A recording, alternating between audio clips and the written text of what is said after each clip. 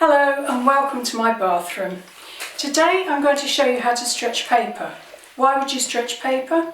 I'm sure we've all had the experience of working in water-based paint on fairly cheap cartridge paper and finding that the paper goes all wrinkly and wobbly, and that's not the effect you want.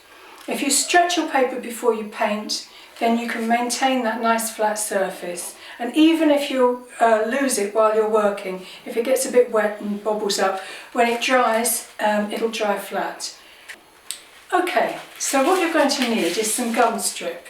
Now I get mine from Spearings normally, but you may not be able to get it at the moment. So you can get it on Amazon.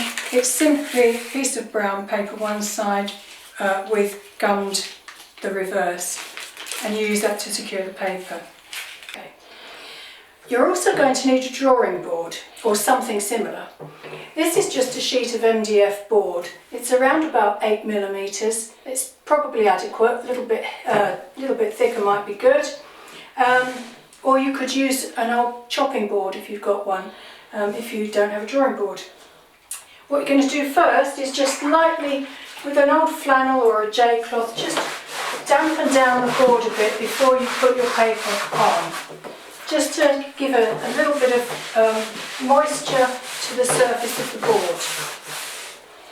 Okay, then I've got a bath of slightly filled water here, and I'm just going to pass my sheet of cartridge paper through the water to make it completely wet, and then just lightly drain it off there, and lay it as flat as you possibly can on the drawing board without wrinkles.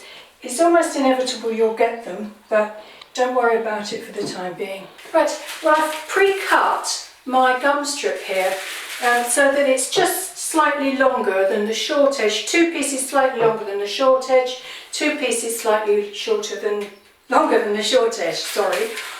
Gosh.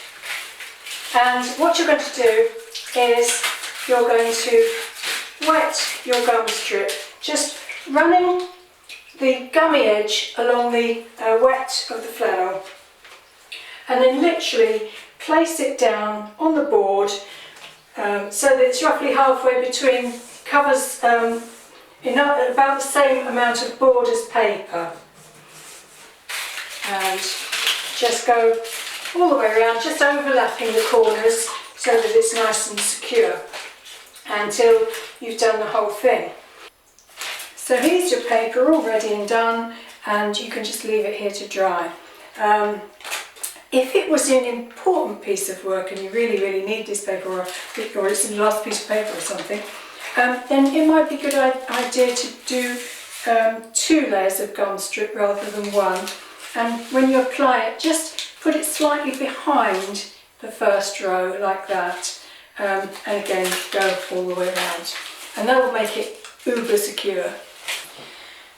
Now, if all this is a bit much and you can't stretch paper for one reason or the other, the alternative, if you're using watercolour paint, is to use a lovely watercolour paper, which is designed for the job and it's not going to stretch.